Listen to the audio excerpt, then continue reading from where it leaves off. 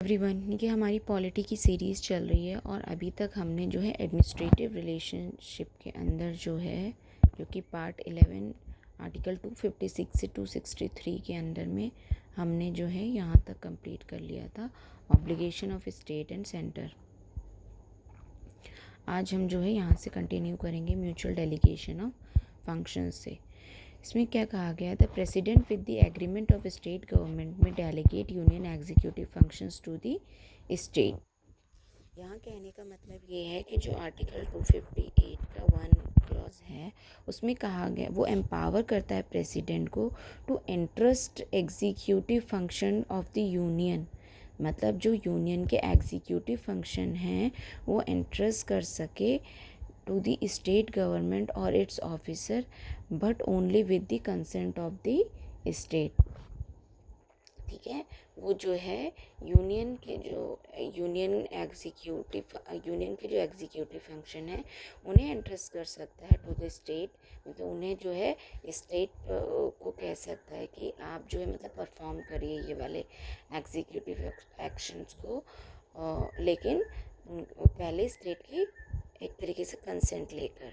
ठीक है, similarly the governor with the consent of the central government can delegate the state's executive functions to the union. This delegation may be conditional और unconditional.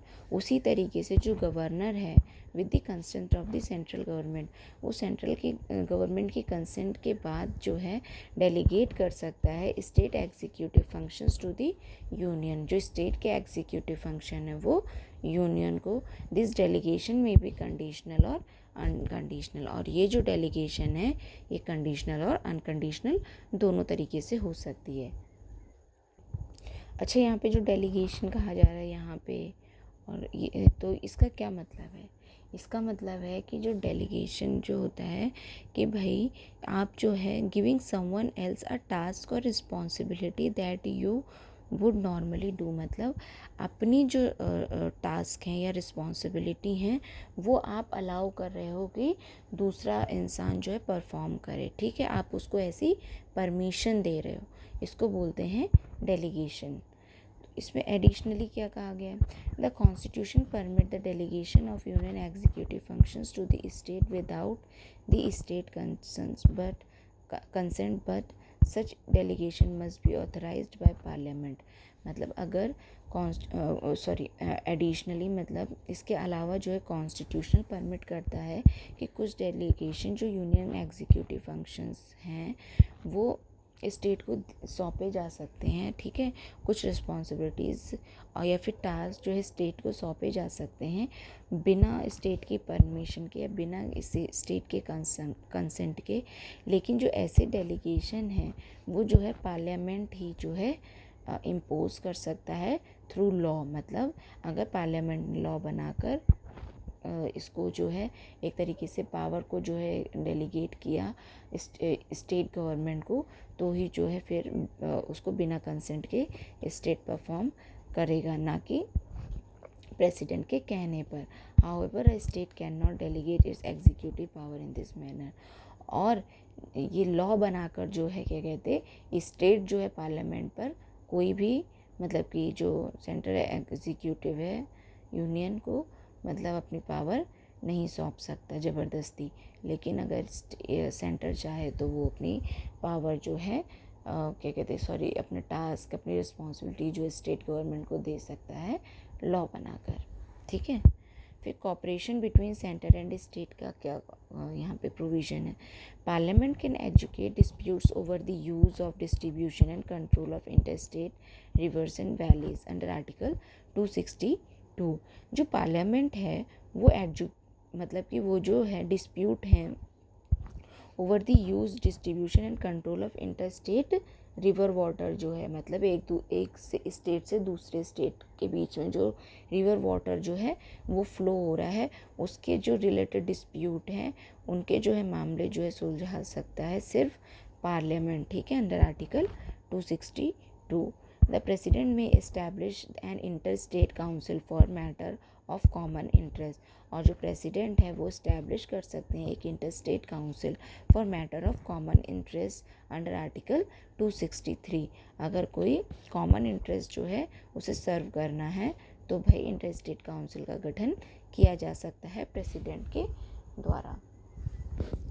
फिर क्या कहा गया है कि public acts, records and judicial proceedings of the centre and state must be recognise nationwide, और जो public acts हैं या रिकॉर्ड्स हैं या फिर कोई जुडिशियल प्रोसीडिंग्स हैं सेंटर और स्टेट की, उन सबको जो है नेशन वाइड जो है रिकॉग्नाइज़ किया जाएगा। मतलब उनकी जो मान्यता है वो पूरे देश में रहेगी। ऐसा नहीं है कि भाई एक स्टेट का कोई लॉ है तो उसको जो है दूसरे स्टेट में जो है उसकी अवहेलना की जाए या उसको माना ना जाए।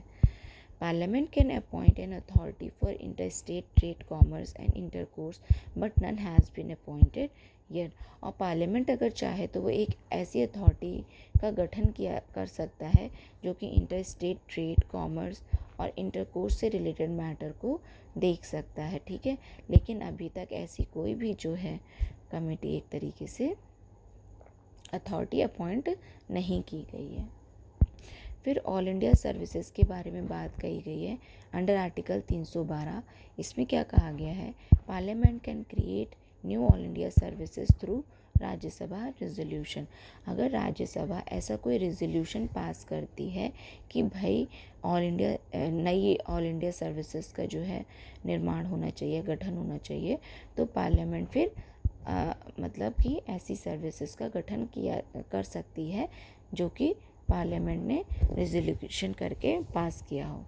AI is jointly controlled by central and state with ultimate control under the state. जो ऑल इंडिया सर्विसेज होती हैं उन्हें जो है जॉइंटली कंट्रोल करते हैं कौन, स्टेट और सेंटर, दोनों के पास पावर होती है उनसे रिलेटेड, लेकिन जो अल्टीमेट कंट्रोल होता है वो सेंटर के पास ही होता है ऑल इंडिया सर्विसेज को लेकर।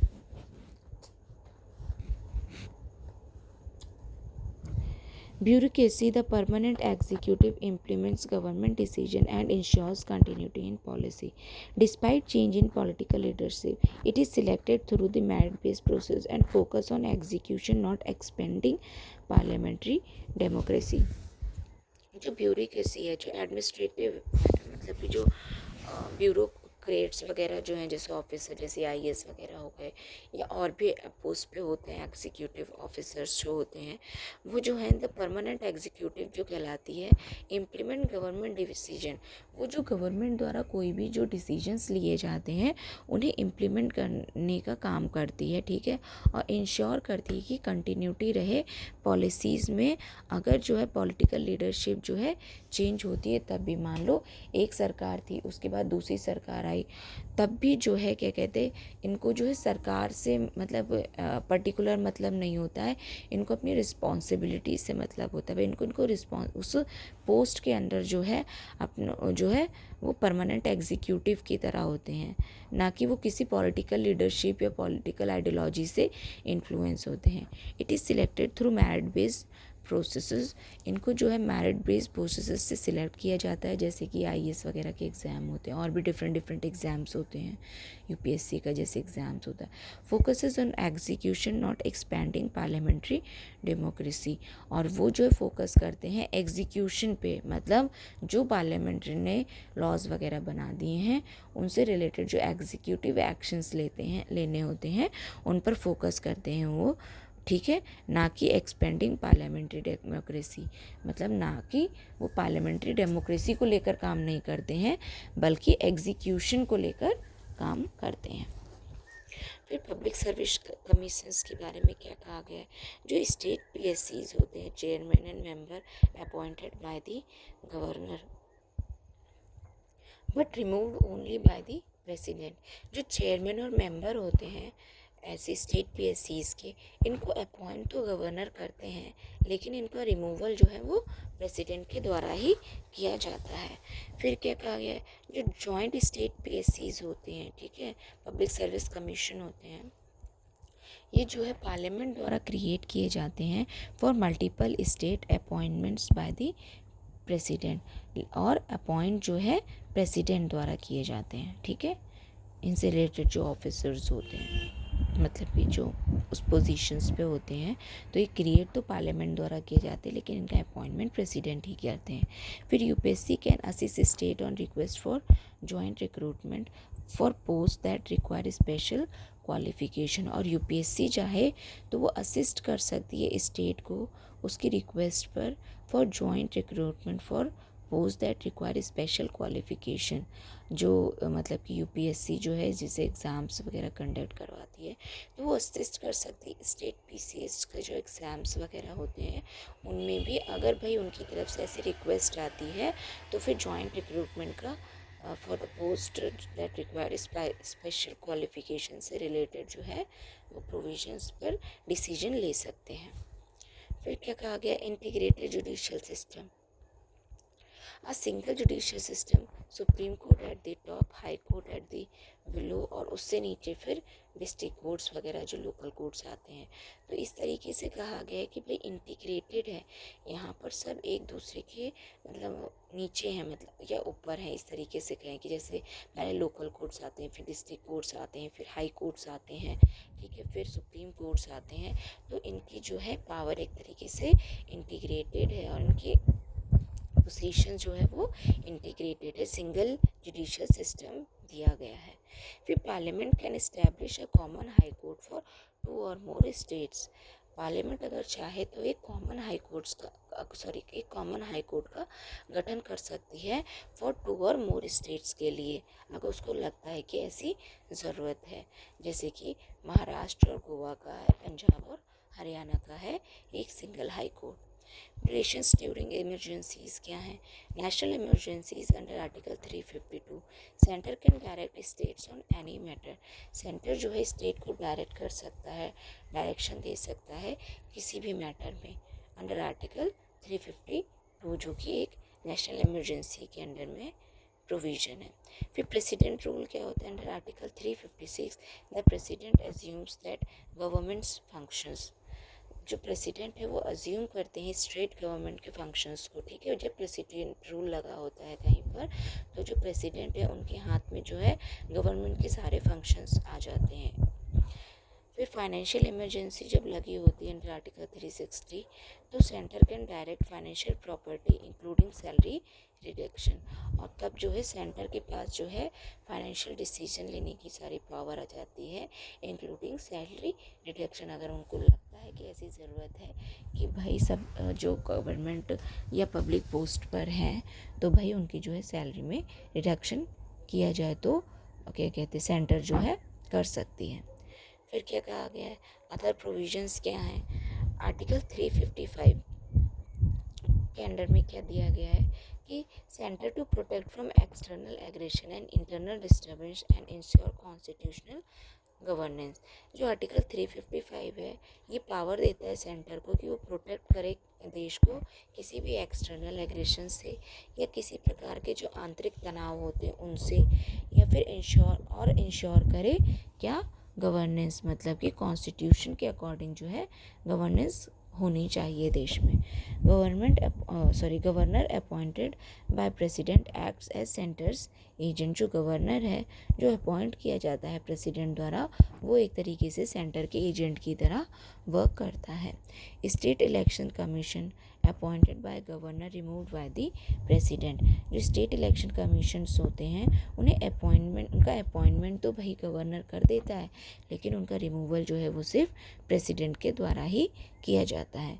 फिर एक्स्ट्रा कॉन्स्टिट्यूशनल डिवाइसेस क्या दी गई हैं, NITI Aayog, national integration council, zonal council और जो नॉर्थ ईस्टर्न काउंसिल हैं वो फैसिलिटेट करती हैं कोऑपरेशंस अमंग डिफरेंट फील्ड्स।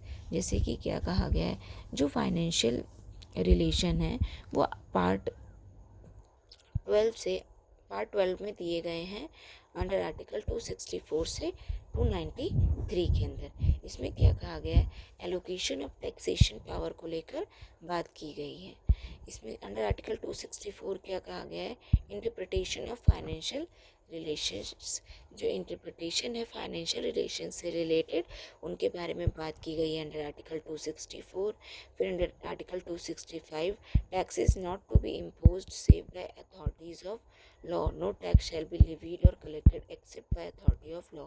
मतलब जो टैक्स हैं उनको जो है सिर्फ लॉ बनाकर ही इम्पोज किया जा सकता है। मतलब अगर आप उससे रिलेटेड कोई लॉ नहीं है तो फिर आप ज़बरदस्ती किसी से टैक्स इम्पोज नहीं कर सकते या टैक्स कलेक्ट नहीं कर सकते। फिर अंडर आर्टिकल 266 क्या कहा गया है, consolidated funds and public accounts of India and the of the state. मतलब ये जो कंसोलिडेटेड फंड है और जो पब्लिक अकाउंट हैं ऑफ इंडिया और स्टेट के, उनसे रिलेटेड मैटर को इसमें देखा जाता है। फिर आर्टिकल 267 में क्या कहा गया है, यहाँ पर जो है कंटिजेंसी फंड जो है उनसे रिलेटेड मैटर को रखा गया है। ठीक है, कंटिजेंसी फंड जो होता है वो एक तरीके से अनफोर्स इन सिचुएशंस के लिए जो है रखा जाता है। जैसे अगर कोई ऐसी आपदा आ जाए, अचानक से ज़रूरत पड़े पैसों की, तो भाई कंटिजेंसी फंड से निकाला जा सकता है। और कंसोलिडेटेड फंड जो होता है या फिर जो पब्लिक अकाउंट होता है, इसमें जो है जैसे कि जो पीएफ वगैरह के पैसे वगैरह होते हैं, जो पब्लिक का पैसा है एक तरीके से, वो जो है पब्लिक अकाउंट में आता है। और कंसोलिडेटेड फंड में जो है बाकी जो टैक्स का पैसा वगैरह होता है वो कलेक्ट होता है। फिर parliament state legislature exclusive power to levy taxes on union state list subject. जो पार्लियामेंट है या फिर स्टेट लेजिस्लेचर है, उनके पास एक्सक्लूसिव पावर है कि वो जो है किसी भी प्रकार का टैक्स लेवी कर सकते हैं। यूनियन जो पार्लियामेंट है वो यूनियन लिस्ट में जो भी सब्जेक्ट मैटर दिए गए हैं, और जो स्टेट लेजिस्लेचर है वो स्टेट लिस्ट वाले सब्जेक्ट से रिलेटेड मैटर पर। ठीक है, फिर रेसिडुअरी पावर जो है वो वेस्ट की गई हूँ पार्लियामेंट को, जैसे कि gift tax, wealth tax etcetera, जिससे रिलेटेड कोई प्रोविजन जो है तीनों लिस्ट में नहीं रखे गए हैं, ऐसी रेसिडुअरी पावर को जो है पार्लियामेंट, ऐसी रेजिस्ट्री पावर को जो मतलब एक तरीके से ऐसी पावर जो है वो पार्लियामेंट को सौंपी गई हैं। फिर क्या कहा गया है, no tax entries in concurrent list except for GST under 101 Amendment Act 2016 which grant concurrent power to Parliament and State Legislature। किसी भी टैक्स एंट्री को जो है अभी तक कॉन्करेंट लिस्ट में नहीं रखा गया था except GST. Article 101 amendment act जो आया 2016 का, तो उसने जो है पहला जो है जीएसटी ऐसा टैक्स है जिसे कंकरेंट लिस्ट में प्लेस किया, ताकि जो है इससे रिलेटेड पावर जो है पार्लियामेंट और स्टेट लेजिस्लेचर दोनों के पास हो। फिर क्या है, distinction between taxing power and appropriation of tax proceeds. इसमें जो है डिस्टिंक्शन किया गया है कि भाई टैक्स पावर और एप्रोप्रिएशन ऑफ टैक्स प्रोसीड्स। ठीक है, टैक्स इम्पोज करने की पावर और टैक्स मतलब जो पैसा है, मनी जो है, टैक्स को एप्रोप्रिएशन द्वारा प्रोसीड करने की जो पावर है उसके बारे में डिस्टिंक्शन किया गया है भाई, उसको जो है सेपरेट किया गया है एक तरीके से। फिर distribution of non tax revenues जो होते हैं, मेजर सोर्सेज क्या हैं इनके फॉर द सेंटर के, भाई पोस्ट एंड टेलीग्राफ्स हो गए, जैसे रेलवे से रिलेटेड जो भी रेवेन्यू कलेक्ट किया जाता है, बैंकिंग से, ब्रॉडकास्टिंग से, कॉइनेज और करेंसी से। ठीक है, सेंट्रल पब्लिक सेक्टर एंटरप्राइजेज जो हैं वहाँ से, स्ट्रीट्स एंड लैब्स जो होते हैं and others. Major sources for state का क्या है भाई, उनका क्या, इरिगेशन हो गया, फॉरेस्ट हो गया, फिशरीज हो गया, स्टेट पब्लिक सेक्टर एंटरप्राइजेज हो गई, स्ट्रीट्स एंड लैब्स हो गए, और अदर जो है ये सब आते हैं नॉन टैक्स रेवेन्यूज़ के अंदर में, स्टेट और सेंटर के। फिर क्या कहा गया है, जो ग्रांटी नीड है टू स्टेचुरी ग्रांट्स जो हैं वो अंडर आर्टिकल 275 गिवन है। इसमें कहा गया है कि जो स्टेट है वो needing financial assistant not for every state, जहाँ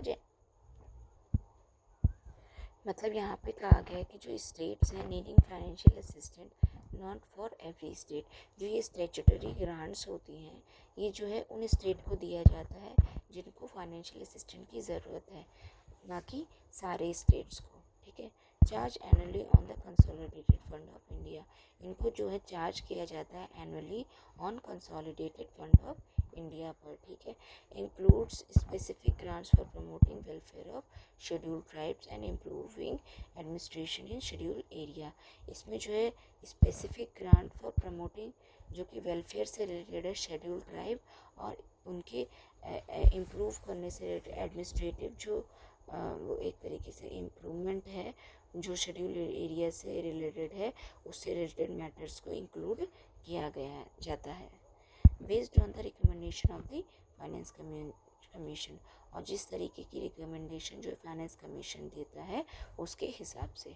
फिर डिस्क्रिशनरी ग्रांट क्या होते हैं, जो आर्टिकल 282 में दी गई है कि ये एम्पावर करता है बोथ सेंटर और स्टेट को कि वो जो है मेक कर सके grant any for any public purpose beyond the legislative competence, मतलब वो जो है किसी सेंटर और स्टेट जो है वो ग्रांट्स जो है एक तरीके से दे सकते हैं किसी भी पब्लिक पर्पस के लिए जो कि उनकी लेजिस्लेटिव कॉम्पिटेंस से बाहर है, तो भी उससे रिलेटेड जो है वो ग्रांट्स को जो है एक तरीके से अलाउ कर सकते हैं। Known as discretionary because the centre is not obligated to provide them.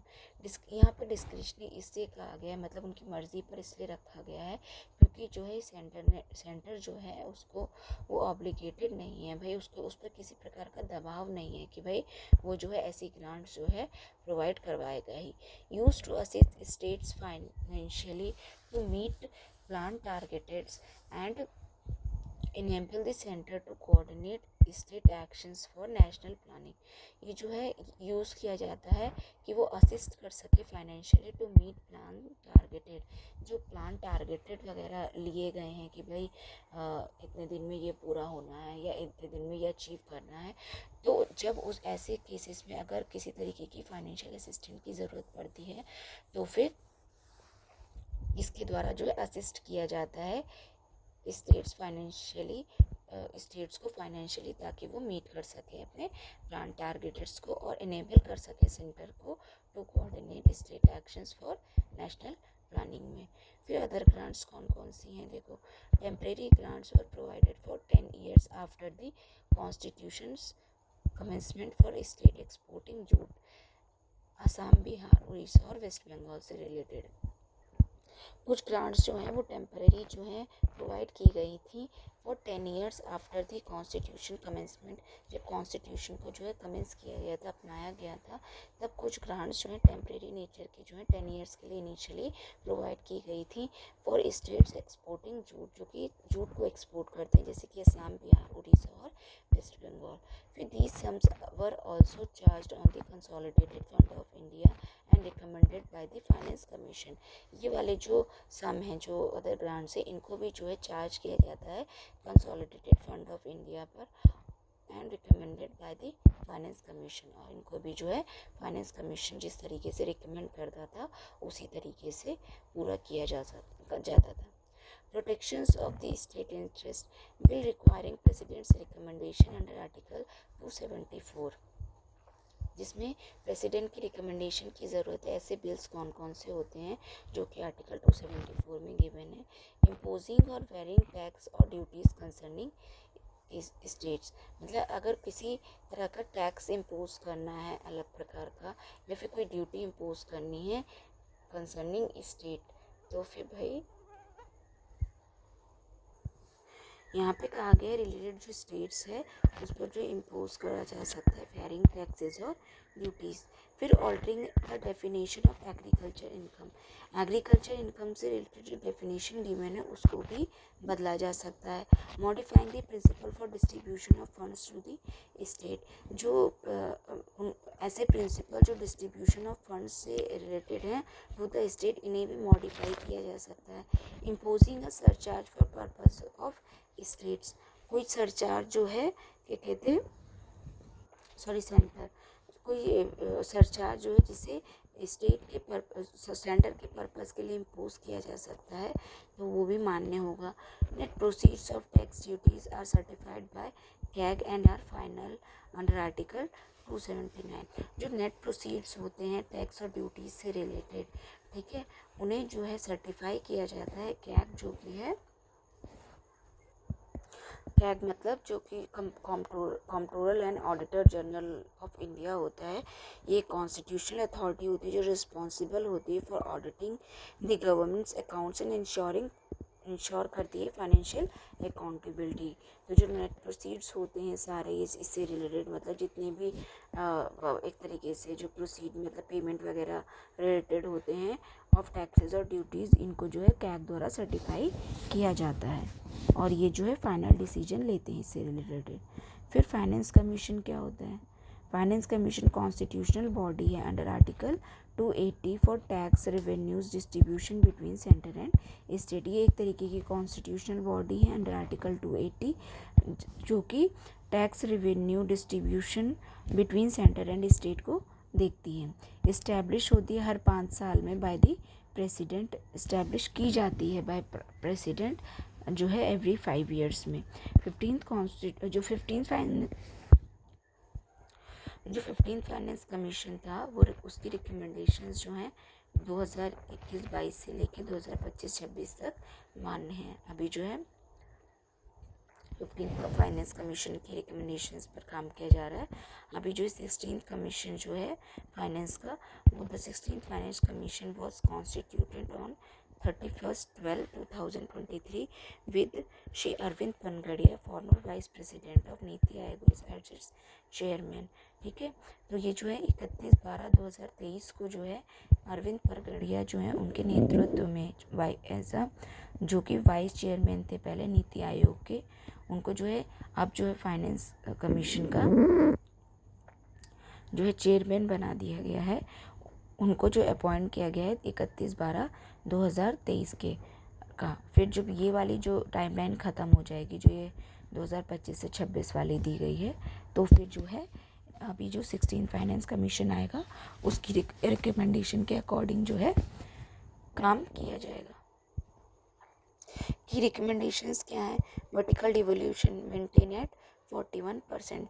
जो वर्टिकल डिवोल्यूशन है मतलब कि तो वो जो है 41% जो है इनके द्वारा जो एक तरीके से सेट किया गया है। मतलब जो जितना भी टैक्स वगैरह कलेक्ट किया जाता है सेंटर के पास, तो उसमें से 41% जो है वो स्टेट को सौंप दिया जाएगा। ठीक है, हॉरिजॉन्टल डिवोल्यूशन में क्या कहा गया है? Formula based on income distances, demographic performance, population, area, forest and ecology और टैक्स एंड फिस्कल एफर्ट। ये तो थी वर्टिकल डिवोल्यूशन, मतलब जो सेंटर जो है वो स्टेट को देगा। ठीक है, वो तो डायरेक्ट 41% है। लेकिन कुछ हॉरिजॉन्टल डिवोल्यूशंस भी हैं कि भाई किस स्टेट को कितना मिलेगा, तो वो जो है फॉर्मूला बेस होता है कि भाई इनकम डिस्टेंस कितना है। ठीक है, अब भाई कोई स्टेट है जिसके पास ज़्यादा रिसोर्सेज वगैरह हैं तो उसकी इनकम अच्छी खासी हो रही है, और कुछ हैं जो जिनके पास रिसोर्सेज वगैरह अवेलेबल नहीं है, तो उन्हें भाई मदद की ज़रूरत है, उस हिसाब से देखा जाता है।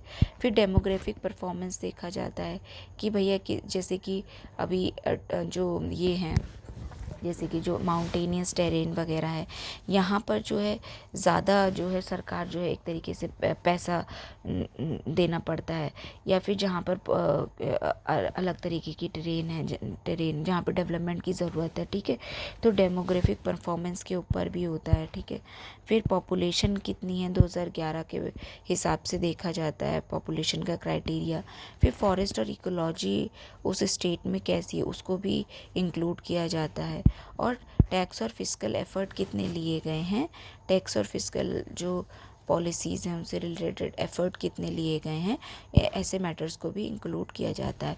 तो इन सब बेसिस पे जो है एक तरीके से फाइनल डिसीजन लिया जाता है कि भाई किस स्टेट को कितना पैसा जाएगा।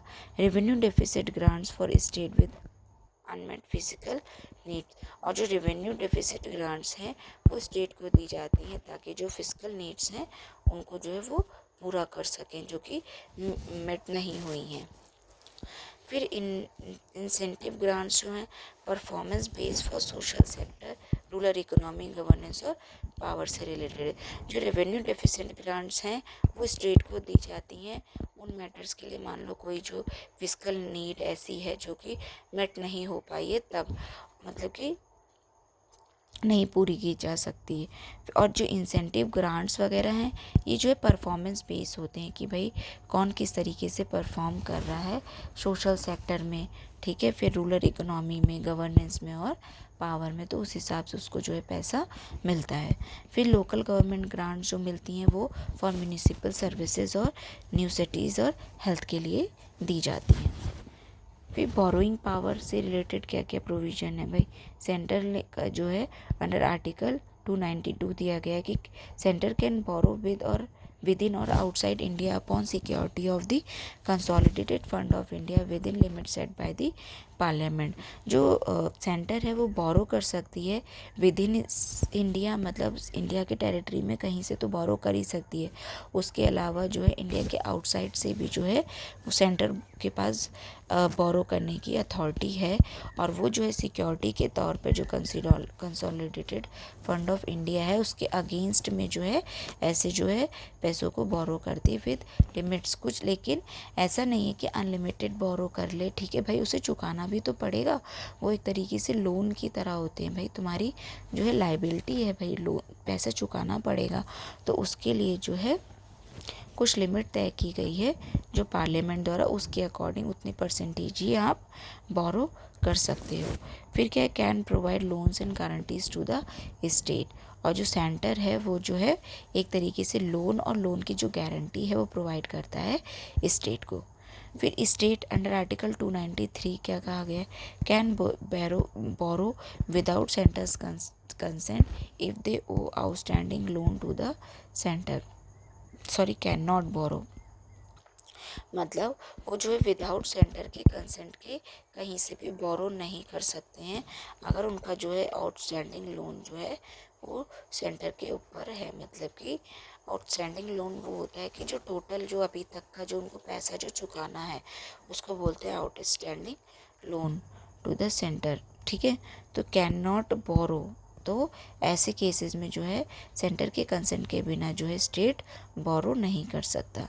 Can borrow within India not outside upon security of the consolidated fund of the state subject to parliamentary limits. और जो है within the territory of India, sorry within the territory of India, उसके बाहर नहीं, हाँ उसके बाहर नहीं, मतलब मान लो इंटरनेशनली नहीं कर सकते लेकिन नेशनली जो है स्टेट्स चाहें तो बोरो कर सकते हैं अपने कंसोलिडेटेड फंड ऑफ स्टेट के अगेंस्ट में सिक्योरिटी की तरह रखकर, ठीक है, सब्जेक्ट टू पार्लियामेंट्री लिमिट, और इनके ऊपर भी पार्लियामेंट से एक तरीके से लिमिट इम्पोज की गई है। फिर क्या कहा गया है कि भाई एग्जैम्पशंस क्या क्या हैं टैक्सेशन को लेकर, जो यूनियन प्रॉपर्टी है अंडर आर्टिकल 285 इससे रिलेटेड क्या क्या प्रोविजन रखे गए हैं। जो सेंटर्स प्रॉपर्टी है is exempt from state and local taxes under parliament removes the exemptions, मतलब जो सेंट्रल की प्रॉपर्टी है जो विद इन दी स्टेट की टेरिटरी में आती है, ठीक है, from state and local taxes, तो उसको जो एक्सेम्प्ट रखा गया है, मतलब आप जो है सेंट्रल की प्रॉपर्टी पे जो है स्टेट चाहे तो वो किसी भी प्रकार का टैक्स इम्पोज नहीं कर सकता तब तक जब तक कि पावर जो है पार्लियामेंट जो है ऐसी किसी एग्जेम्पशंस को जो है रिमूव ना कर दे। फिर सेंट्रल कॉरपोरेशन और कंपनीज आर टैक्सेबल, और जो सेंट्रल की जो कॉरपोरेशन और जो कंपनीज हैं उन्हें तो टैक्स किया जा सकता है, लेकिन जो सेंटर की प्रॉपर्टी है उसे टैक्स नहीं किया जा सकता। स्टेट प्रॉपर्टी जो कि आर्टिकल 289 में दिए गए उससे रिलेटेड क्या क्या प्रोविजन है भाई, स्टेट की जो प्रॉपर्टी और इनकम है are exempt from the central taxes except for commercial activities, मतलब कि जो स्टेट की प्रॉपर्टी हैं और इनकम है उन्हें भी एक्सेप्ट किया जा कर रखा गया है भाई सेंट्रल और state taxes except for commercial activities. लेकिन अगर कोई कमर्शियल एक्टिविटीज़ जो है परफॉर्म की जा रही है स्टेट द्वारा तो भाई उनकी ऐसी जगह पर जो है सेंटर चाहे तो टैक्स इम्पोज कर सकता है, लेकिन स्टेट की प्रॉपर्टी और इनकम पर नहीं, मतलब अगर पार्लियामेंट अब अलाउ करेगी तब इन सब केसेस में। फिर local authorities and state corporations are subject to central taxes, और जो लोकल अथॉरिटीज़ और जो स्टेट कॉरपोरेशंस हैं ये सब जो है सेंट्रल टैक्सेस के दायरे में आते हैं। इफेक्ट ऑफ इमरजेंसीज क्या है भाई, जब नेशनल इमरजेंसी लगी होती है उस केस में क्या होता है, अंडर आर्टिकल 352 दिया गया है कि भाई जो प्रेसिडेंट है वो मॉडिफाई कर सकता है रेवेन्यू डिस्ट्रीब्यूशन को बिटवीन सेंटर एंड स्टेट, मतलब वो चाहे तो भाई जो प्रेसिडेंट है वो मॉडिफाई कर सकता है किसी भी प्रकार का रेवेन्यू डिस्ट्रीब्यूशन बिटवीन सेंटर और स्टेट में। फिर transfer of funds can be reduced और कैंसिल्ड ड्यूरिंग द इमरजेंसी, और जो ट्रांसफ़र ऑफ फंड है, जो डिफरेंट प्रकार के जो फंड जो है ट्रांसफ़र किए जा रहे थे स्टेट को, उन्हें या तो कम कर सकता है या फिर कैंसिल किया जा सकता है ड्यूरिंग दी इमरजेंसी। फिर फाइनेंशियल इमरजेंसी जो कि आर्टिकल 360 में दी गई है, इसमें क्या कहा गया है, the centre can direct state to follow specific financial propriety norms, भाई जो है स्टेट को डायरेक्ट कर सकता है सेंटर कि भाई वो जो है फॉलो करे स्पेसिफिक फाइनेंशियल प्रॉपर्टी से रिलेटेड जो नॉर्म्स हैं उनको, रिड्यूस करे salary of the state employees, अगर ऐसी कोई फाइनेंशियल इमरजेंसी लगी है तो भाई रिड्यूस करनी होगी सैलरी जो कि स्टेट के एम्प्लॉयज़ हैं उनकी। फिर reserve money bill for the president's consideration, और जो है ये रिजर्व करता है मनी बिल को प्रेसिडेंट के कंसिडरेशन के लिए। फिर क्या कहा गया, डिस्ट्रीब्यूशन ऑफ टैक्सेस और revenues of tax, distribution of tax revenue से रिलेटेड क्या क्या प्रोविजंस रखे गए हैं भाई, देखो अंडर आर्टिकल 268 जो है, जो सेंटर है वो जो टैक्स इम्पोज कर सकता है वो सेंटर कर सकता है, जो कलेक्ट करेगा वो स्टेट करेगा, और एप्रोप्रिएशन जो है वो स्टेट द्वारा किया जाएगा। एप्रोप्रिएशन का मतलब है एक तरीके से, मतलब कि ना किसी चीज़ को भाई स्पेशल यूज़ के लिए भाई आपने असाइन किया गया है और किसी और को जो है आप एक्सक्लूड कर रहे हो वैसे यूज़ के लिए, तो उसे एप्रोप्रिएशन के अंडर में लाया जाता है। तो भाई जो डिस्ट्रीब्यूशन ऑफ टैक्स रेवेन्यू है कि भाई वो लेवी तो सेंटर के द्वारा किए जाएंगे, कलेक्ट मतलब लेवी मतलब लागू जो है वो सेंटर करेगा, कलेक्ट जो है स्टेट करेगा, और एप्रोप्रिएशन जो है वो स्टेट का रहेगा।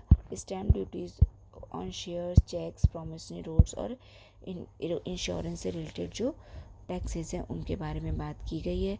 269 में कहा गया है कि भाई सेंटर ही जो है लेवी करेगा, कलेक्ट भी सेंटर किया जाएगा, और स्टेट के जो एप्रोप्रिएशन है वो स्टेट का रहेगा, ठीक है।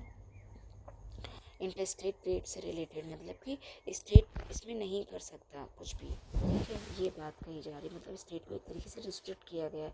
जो इंटरस्टेट ट्रेड और कॉमर्स से रिलेटेड मैटर है, revenues to not form part of consolidated fund of India, जो कंसोलिडेटेड फंड ऑफ इंडिया का जो है उससे रिलेटेड रेवेन्यू जो उसका पार्ट नहीं है, उससे रिलेटेड मैटर को। फिर आर्टिकल 270 में दिया गया कि जो सेंटर जो है लेवी करेगा, सेंटर ही करेक्ट करेगा शेयर बिटवीन सेंटर और स्टेट, और जो है ये सेंटर और स्टेट द्वारा जो है शेयर किया जाएगा। और यहाँ पे जो स्टेट के जो एप्रोप्रिएशन से रिलेटेड मैटर की बात की जा रही है, इसका मतलब है कि भाई जो एलोकेशन ऑफ टैक्स है रेवेन्यू वो जो है किया जा रहा है किसको, स्टेट को भाई, ठीक है, उसको जो है स्टेट को जो है एलोकेट किया जा रहा है, ठीक है। और यहाँ पर जो शेयर किया जाएगा बिटवीन स्टेट और centre, all taxes and duties in the union list except duties and taxes refer to the article 268, 269 और 269A में, surcharges on taxes and duties refer to in article 271 में, ठीक है। फिर ये सरचार्जेस और जो सेस होते हैं ये एक तरीके से टैक्स ऑन टैक्सेस होते हैं, ठीक है, उनसे रिलेटेड होते हैं। आर्टिकल 271 में कहा गया है कि लेवी सेंटर द्वारा किया जाएगा, कलेक्ट भी सेंटर द्वारा किया जाएगा, और जो है एक तरीके से एलोकेट जो है वो सेंटर को किया जाएगा। Charges on taxes under article 269 और 70 के अंदर में गुड्स और सर्विसेज से रिलेटेड जो कि टैक्स है उससे एक्सेम्प्ट किया गया है from this surcharge, this surcharge can't be impose on GST, और जो सरचार्ज है उसे जो है जीएसटी पर इम्पोज नहीं किया जा सकता। अदर्स क्या कौन कौन से matter, levy and collection of GST in course of interstate commerce और ट्रेड, ये आर्टिकल 269A में दिया गया कि जो लेवी और कलेक्शन है जीएसटी का in course of inter state trade और कॉमर्स से रिलेटेड मैटर में। फिर taxes is levied and collected and retained by the state, जो कि लेवी और कलेक्ट किए गए या फिर रिटेन किए गए हैं by state. These are taxes belonging to the state exclusively, और ऐसे टैक्स जो हैं वो सिर्फ इस स्टेट की जो बिलोंगिंग्स होते हैं उन्हीं के अंडर में आते हैं, एक्सक्लूसिवली उन पर किसी और का हक नहीं होता, जैसे कि लैंड रेवेन्यू हो गए, टैक्स ऑन मिनरल राइट्स वगैरह हो गए, इससे रिलेटेड जो भी टैक्स होते हैं। फिर note the sales tax you pay while purchasing a toothpaste is a tax imposed and collected by the state government. और जो सेल्स टैक्स है जो कि परचेजिंग टूथपेस्ट में जो आपको जो है पे करना पड़ता है, ऐसा टैक्स जो इम्पोज किया गया और कलेक्ट किया जाता है वो स्टेट गवर्नमेंट के द्वारा। अब जो ये committees on central state relation है, इसे हम जो है नेक्स्ट वीडियो में कवर करेंगे। अभी हम यहीं पर कंप्लीट करते हैं।